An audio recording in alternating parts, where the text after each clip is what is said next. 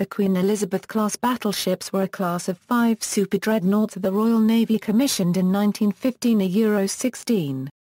The lead ship was named after Elizabeth I of England. These battleships were superior in firepower, protection and speed to their Royal Navy predecessors of the Iron Duke class as well as preceding German classes such as the Karl-Paragraph-Nick class, although the corresponding Bayern-class ships were competitive except for being 2 knots slower. As such, the Queen Elizabeths are generally considered the first fast battleships. The Queen Elizabeths were the first battleships to be armed with 15-inch guns, and were described in the 1919 edition of Jane's Fighting Ships as the most successful type of capital ship yet designed. They saw much service in both World Wars. HMS Barham was lost to U-boat attack in 1941, but the others survived the wars and were scrapped in the late 1940s. Design. Following the success of the 13.5-inch 45 caliber gun, the Admiralty decided to develop a 15-inch/42 gun to equip the battleships of the 1912 construction program. The move to the larger gun was accelerated by 1 or 2 years by the intervention of Winston Churchill, now at the Admiralty. Rather than waiting for prototype guns, the entire design was optimized on paper for the new weapon, and construction commenced immediately.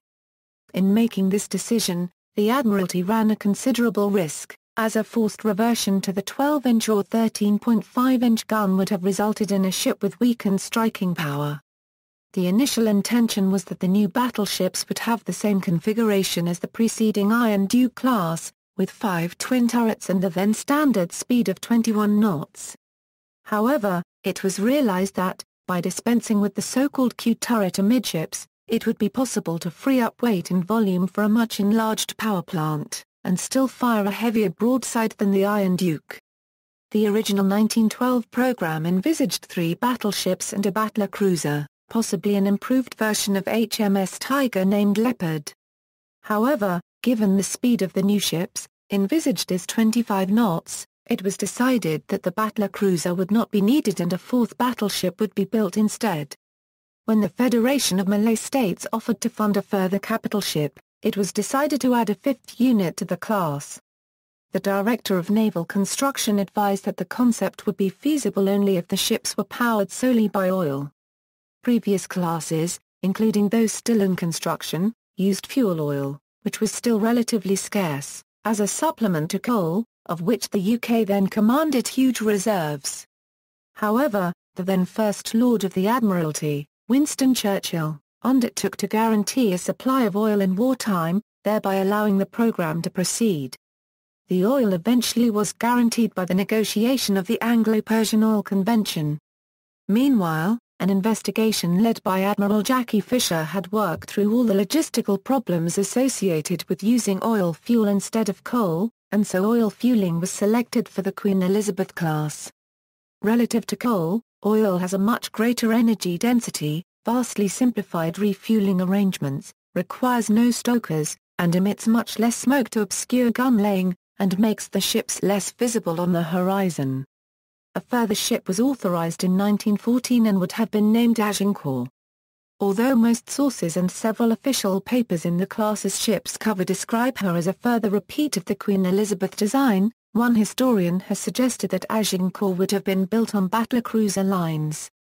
This design would have kept the Queen Elizabeth armament, but substituted thinner armor, down to 10 inches instead of 12 inches, for example in order to gain a 28-knot top speed.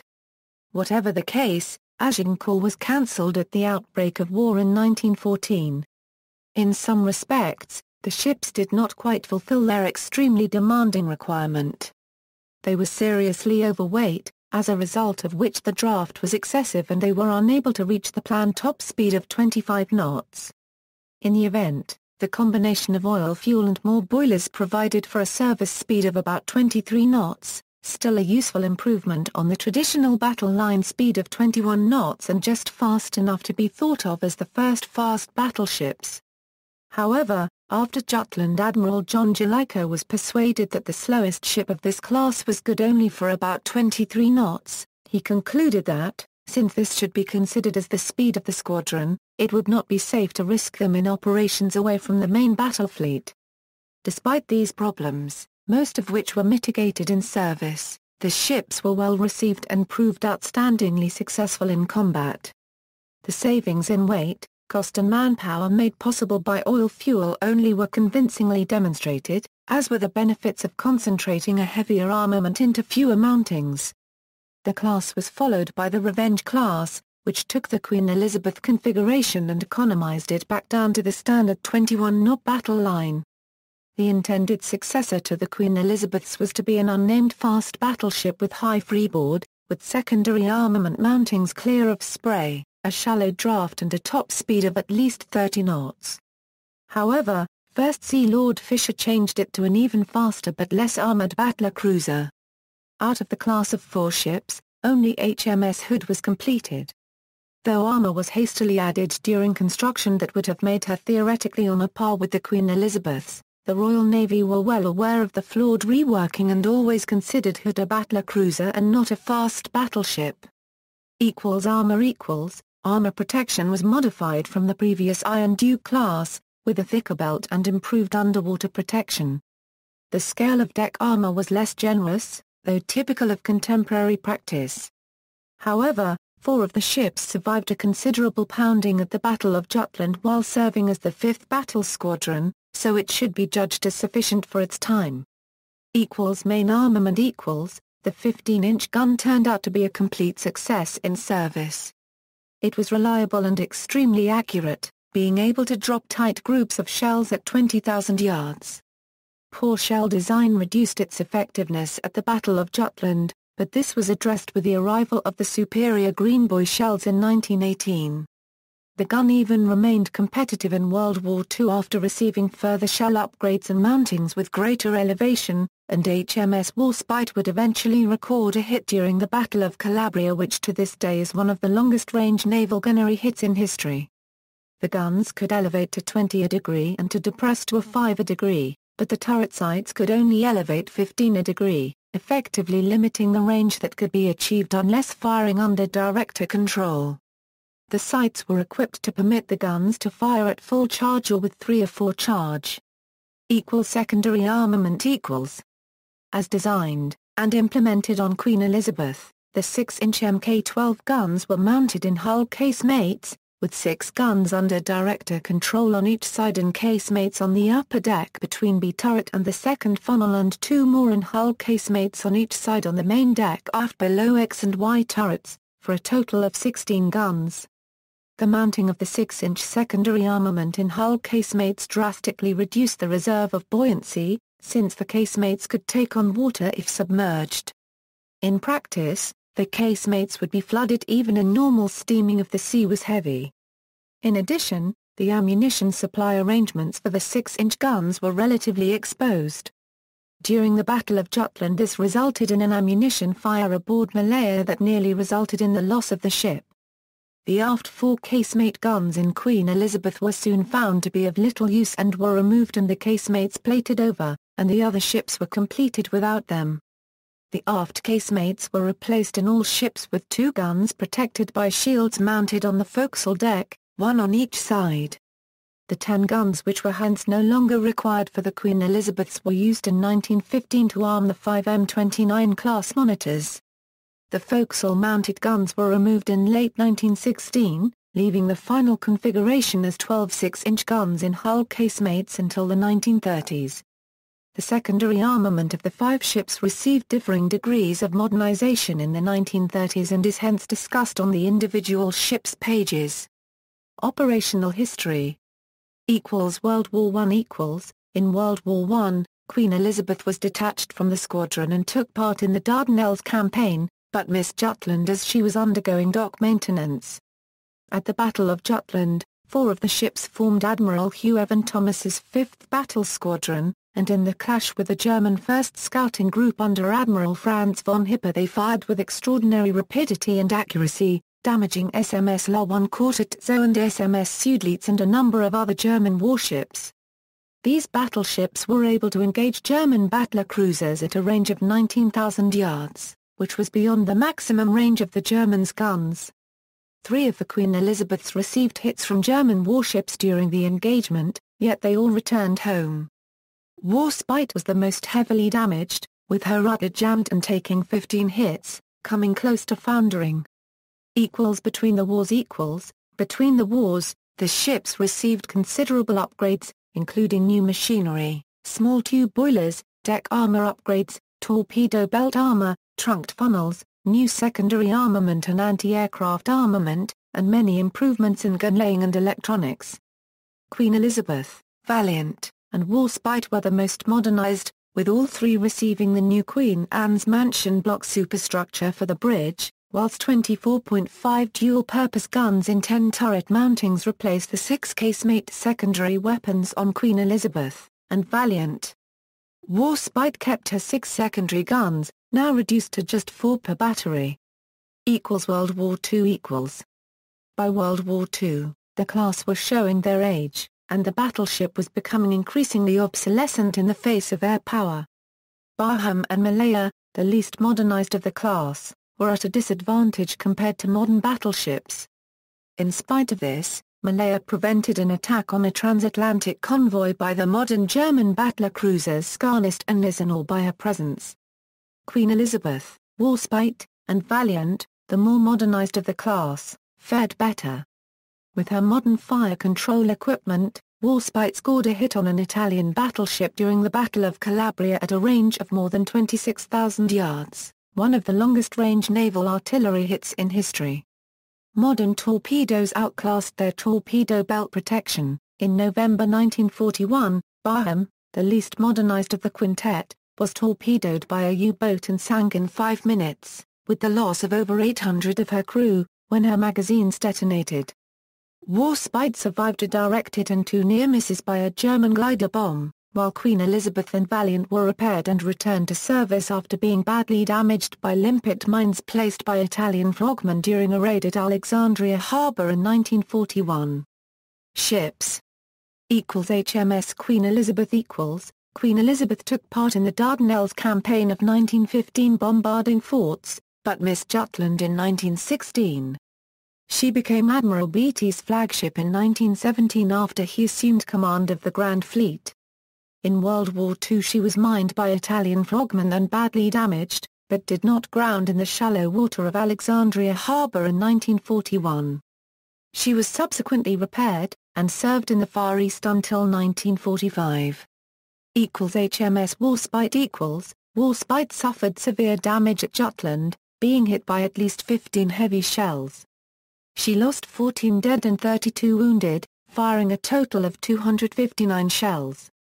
In World War II, she took part in many battles, including Narvik, Cape Matapan, Crete, and Salerno, where she was hit by a glider bomb. She was never fully repaired, and became a coastal bombardment ship, covering the Normandy landings, further operations in other parts of France and the Walcheren landings. HMS Valiant Valiant received no hits at Jutland but suffered 1 wounded and fired 288 shells. In World War II, she took part in the destruction of the French fleet at Mers el-Kabir, and was mined and damaged at Alexandria in 1941. She was repaired, and served in the Far East until 1944. On August 8, 1944, whilst in the floating dock at Trincomalee, Ceylon, she was severely damaged when the dock collapsed, with the result that repairs were stopped. HMS Barham Barham was named after Lord Barham, First Lord of the Admiralty. The Barham received 5 hits at Jutland, suffering 26 dead and 46 wounded, and fired 337 shells. In World War II, she fought at Cape Matapan.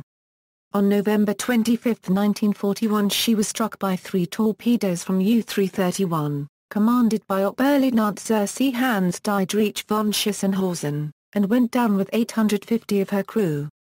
The film sequence of her turning over onto her port side and subsequent explosion is one of the most powerful non-nuclear explosions caught on film.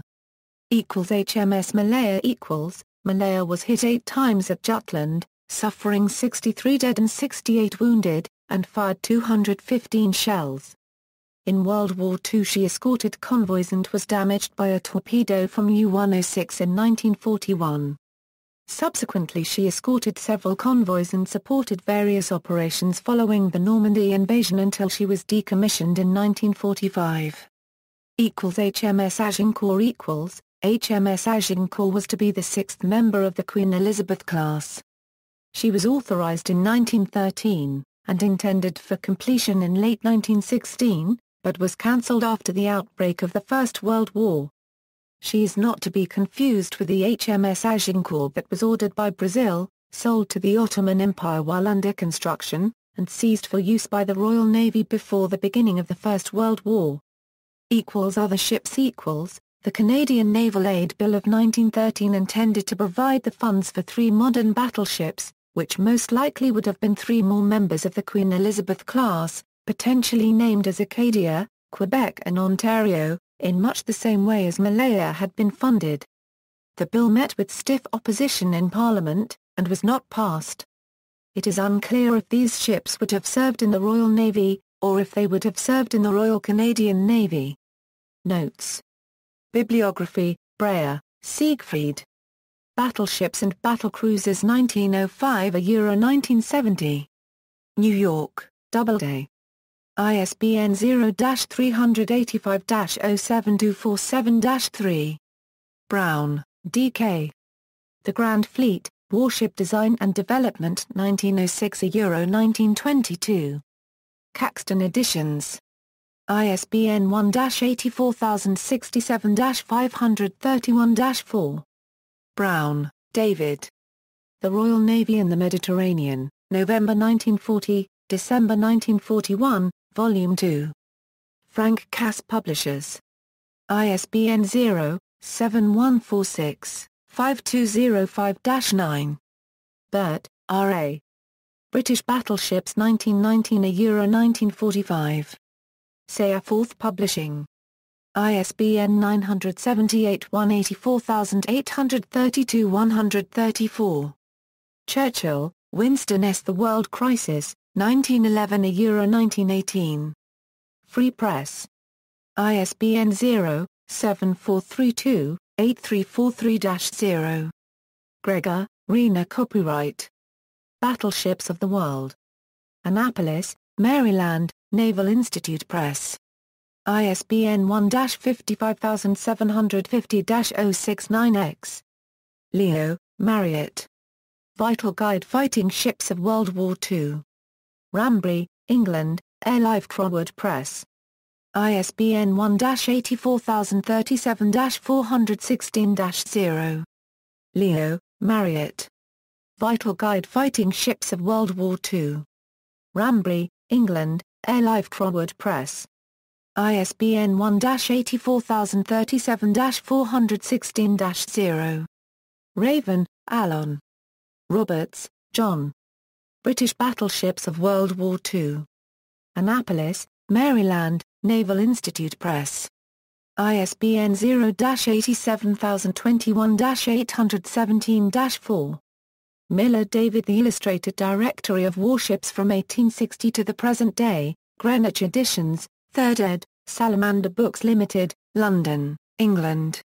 ISBN 0-86288-677-5. External links. Troels Hansen, Queen Elizabeth Class and Battle of Jutland, Dreadnought Project. Technical material on the weaponry and fire control for the ships.